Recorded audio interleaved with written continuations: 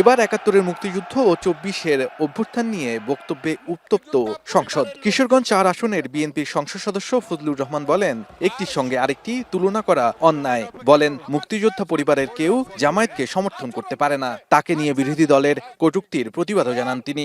তাদের পূর্বপুরুষ বাংলাদেশ চায় নাই। আমি যে কথাটা বলতে চেয়েছিলাম, বিরোধী দলের নেতা বলেছেন উনি মুক্তিযোদ্ধা পরিবারের লোক এবং উনি শহীদ পরিবারের লোক এবং উনি জামাত ইসলাম করেন। এটা ডাবল অপরাধ।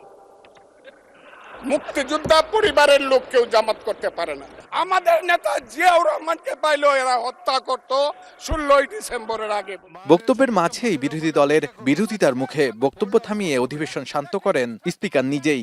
আপনারা শৃঙ্খলা রক্ষা করুন, মাননীয় সদস্যবৃন্দ, সংসদে শৃঙ্খলা রক্ষা করুন। ফজলুর রহমানের বক্তব্যের কিছু অংশ অসংসদীয় আখ্যা দিয়ে এক্সপান্স করার অনুরোধ জানান বিরোধী দলের নেতা।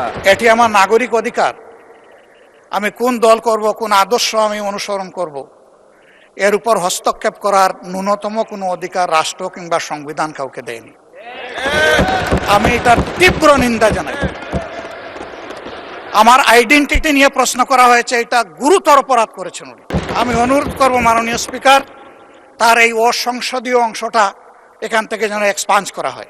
বিবেচনার আশ্বাস দেন স্পিকার। জনাব ফজলুর রহমান যে বক্তব্য দিয়েছেন তার মধ্যে যদি অসংসদীয় কোনো কিছু থাকে সেটা এক্সপান্স করা হবে, এবং মাননীয় বিরোধী দলের নেতা যে বক্তব্য দিয়েছেন তার মধ্যেও যদি কোনো কিছু অসংসদীয় থাকে সেটিও এক্সপান্স করা হবে। এদিকে জঙ্গি হামলার শঙ্কা নিয়ে প্রশ্নের লিখিত জবাবে সংসদকে স্বরাষ্ট্রমন্ত্রী জানান, সব বিমানবন্দরে নিরাপত্তা বাড়ানো হয়েছে।